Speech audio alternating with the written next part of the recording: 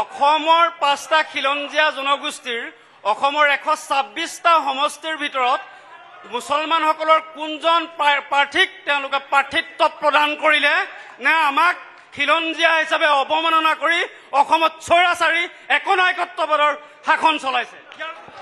চাওক, এইটো হৈছে আমাৰ, আমি কৈছো নহয় যে আমাৰ বিজেপি দলটোত ইয়াতে কাৰ্যকৰ্তাৰ নিৰ্দেশনা মতে আমাৰ প্ৰাৰ্থিত্ব দিয়া হয়, প্ৰথম কথা। আৰু দ্বিতীয় কথা হ'ল স্থলীৰ কথাটো ক'ব বিচাৰিছো।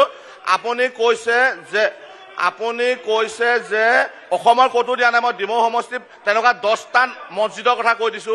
আপুনি যাওক, আজি আমাৰ বকতাৰ যিটো মছজিদ, বকতা মছজিদটোত যাওক, আপুনি নিতাইপুখুৰী মছজিদত যাওক, আপুনি আজি থাউৰা দলৰ মছজিদত যাওক, আজি আপুনি ভাতগাজৰ মছজিদত যাওক। আমাৰ প্ৰত্যেকটো মছজিদত আৰ্থিক অনুদান বিধায়ক মহোদয়ৰ পুঁজিৰ পৰা দিয়া গৈছে।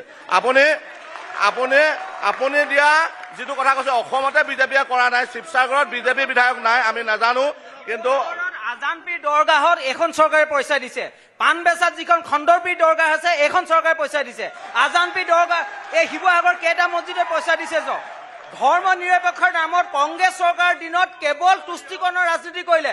অসমৰ সত্ৰৰ নামঘৰৰ মাটি মিয়াৰ হাতেৰে বেদখল কৰিলে। অসমৰ প্ৰতিটো নামঘৰত বেদখল চলিলে। সত্ৰৰ মাটি, সত্ৰৰ কীৰ্তন ঘৰ পৰ্যন্ত বাংলাদেশে দখল কৰিলে। আজি এখন চৰকাৰৰ দিনত সত্ৰৰ মাটি আছে। অসমৰ সত্ৰাধিকাৰক সত্ৰৰ ভিতৰত সোমাই কাটি টুকুৰা কৰি বস্তাত ভৰালে।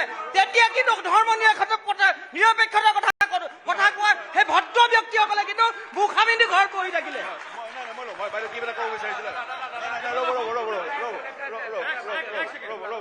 এই শিৱসাগৰখন না কংগ্ৰেছৰ হয়, না ৰাজ্য দলৰ হয়, না বিজেপিৰ হয়, না CPI CPMৰ হয়। এই শিৱসাগৰখন আমাৰ হয়। আমি শিৱসাগৰৰ উন্নয়নৰ ক্ষেত্ৰত কথা পাতিব বিচাৰিছো, আমি কাৰোবাৰ চুক্তলিপি বিচৰা নাই। কিন্তু আপুনি ক'ব বিচাৰিছে কংগ্ৰেছৰ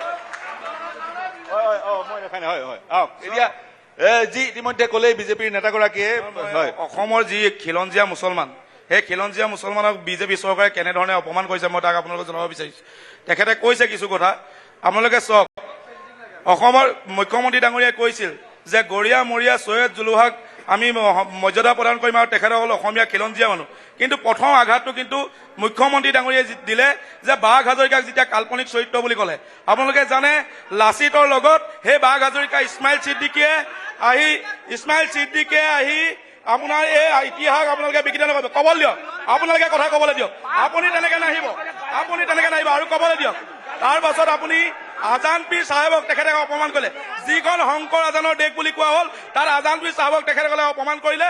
এইখন শংকৰ আজানৰ দেশ নহয় বুলি তেখেতে মুকলিকে ক'লে। তাতোতকৈ ডাঙৰ কথা, সিদিনা আমাৰ অসমীয়াৰ গৌৰৱ, স্বাভিমানৰ গৌৰৱ ফখৰুদ্দিন আলী আহমদ, প্ৰথমগৰাকী অসমীয়া ৰাষ্ট্ৰপতি, গোলাঘাটত যাৰ জন্ম, তেখেতৰ নামত থকা বৰপেটা মেডিকেল কলেজৰ নাম আঁতৰাই দিলে।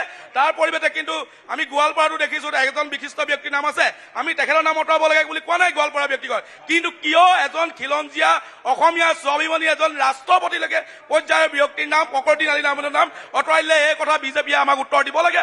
খিলঞ্জীয়া মুছলমানক কিয় ইমান অপমান কৰা হৈছে, বিজেপিয়ে তাৰ উত্তৰ দিব লাগিব। কি ক'ব?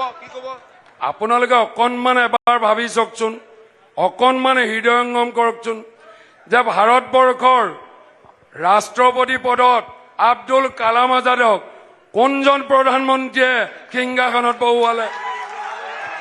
আপোনালোকে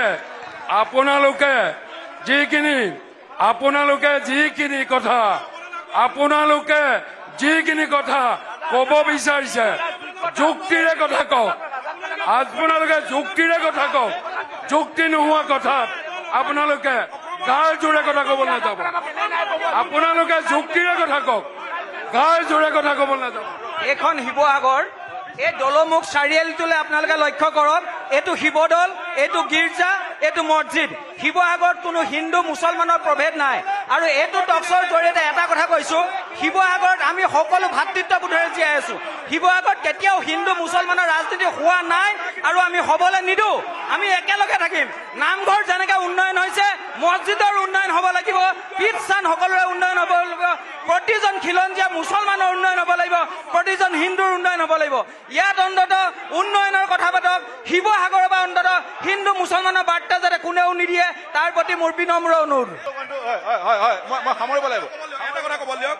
আমাৰ দাদাই কৈছে যে শিৱসাগৰৰ পৰা যিটো কথা ক'লে তেখেতে ধৰ্মীয় কোনো হিন্দু মুছলমান, মই তেখেতক এটা প্ৰশ্ন সুধিব বিচাৰিছোঁ। যোৱা কেইদিনমানৰ আগত SRৰ নামত শিৱসাগৰ খিলঞ্জীয়া মুছলমানৰ ওপৰত যি অত্যাচাৰ কৰা হ'ল আৰু যিখিনি মানুহে কৰিছে, যিখিনি অভিযোগ কৰিছে, তেখেতসকলৰ বিজেপিৰ বুথ প্ৰেচিডেণ্ট হয় বা অন্যান্য বিজেপি কৰ্মকৰ্তা হয়, মই আপোনালোকক তথ্য সহকাৰে ক'ব পাৰোঁ। সেই SRৰ নামত খিলঞ্জীয়া মুছলমানক কিয় অত্যাচাৰ কৰা হ'ল, তেখেতে তাৰ উত্তৰ দিব লাগে। এতিয়া শুনক, এই ভাইটিয়ে যে ক'লে SRৰ নামৰ অত্যাচাৰ কৰা হ'ল বুলি যে ক'লে, আজি ভোটৰ ফাইনেল তালিকা ওলাই গ'লতো, কেইজন ব্যক্তিৰ নাম কাটিলে, কেইজন ব্যক্তিৰ নাম কাটিলে? এইটো BLO কংগ্ৰেছৰ এটা নিকৃষ্ট ৰাজতন্ত্ৰ। আজি কেইজন মুছলমান ব্যক্তিৰ নাম কাটিলে কওক? প্ৰত্যেকৰে ভোটাৰ লিষ্টত নাম আহিলে। SR এটা প্ৰক্ৰিয়া, SR প্ৰক্ৰিয়াটো এইকাৰণে কৰা হৈছে যে কংগ্ৰেছৰ দিনত লক্ষ লক্ষ বাংলাদেশী মানুহক আমাৰ মৃত খিলঞ্জীয়া মুছলমানৰ নাম দি ভোটাৰ লিষ্টত নামত ভৰাইছিলে, সেইসকলক চিনাক্ত কৰি আমি উলিয়াব লাগিব। সেই কামটো কৰিছে। পোন প্ৰথমবাৰৰ বাবে SR অসমলৈ আহিছে। আৰু মই এটা কথা কৈছো, এই নিৰ্বাচনৰ সময়ত প্ৰত্যেকজন প্ৰাৰ্থীয়ে নিজে কৰা কামৰ খাতিয়ান লৈ যায়, সমষ্টিয়ে মানুহৰ ঘৰে ঘৰে প্ৰচাৰ পত্ৰিকা লৈ যায়। এতিয়া শিৱসাগৰৰ যিজন বিধায়ক, সেইজন বিধায়কে মই 5 বছৰত কিমান উন্নয়ন কৰিলো, এটা সভাৰ এটা ভাষণত দেখা নাই, খালি কুশলদৰী আমুক। আজি মানুহৰ ঘৰে ঘৰে যাব লাগিছিলে, প্ৰচাৰ পত্ৰিকা বিলাব লাগিছিলে যে মই 5 বছৰত আমুক কৰিলো। এতিয়া সেই ৰাইজৰ দলৰ মানুহে কেৱল নিউজ পেপাৰ বিলাইছে, 35,000 নিউজ পেপাৰ বিলাই ভাগৰি গৈছে, কিন্তু মানুহৰ ঘৰ চুক কাণ সোমাব পৰা নাই। সামৰিব লাগিব, কি ক'ব অনুষ্ঠান কৰিব লাগিব, আপুনি কি ক'ব? নমস্কাৰ, মোৰ নাম প্ৰীশ থাপা, মই শিৱসাগৰ জিলা গোৰ্খা ছাত্ৰ সন্থাৰ ফালৰ পৰা প্ৰচাৰ সম্পাদক হয়। মই ক'ব বিচাৰোঁ যে আমাৰ যিমানখিনি গোৰ্খাৰ সমস্যাবোৰ আছে, অতি সোনকালে সমাধান কৰিব লাগে। সামৰিব লাগিব। সকলোৰ ওচৰলৈ যাব নোৱাৰিলো, সকলোৰ ওচৰলৈ যাব নোৱাৰাৰ কাৰণে ক্ষমা বিচাৰিছো। শিৱসাগৰলৈ আহিলো, আপোনালোকে আপোনালোকৰ মনৰ কথা ক'লে অনাগত 9 তাৰিখে আপোনালোকে আপোনালোকৰ গণতান্ত্ৰিক অধিকাৰ সাব্যস্ত কৰিব আৰু এনে এজন প্ৰতিনিধি আপোনালোকে নিৰ্বাচিত কৰিব যি গৰাকীয়ে শিৱসাগৰৰ সৰ্বাংগীন উন্নয়ন কৰা, শিৱসাগৰৰ কথা চিন্তা কৰে। এই চিন্তাৰ সময়লৈ অনুষ্ঠান সামৰিছো। শিৱসাগৰবাসী মোৰ সৈতে সংযুক্ত হোৱাৰ কাৰণে অশেষ ধন্যবাদ। শুভৰাত্ৰি।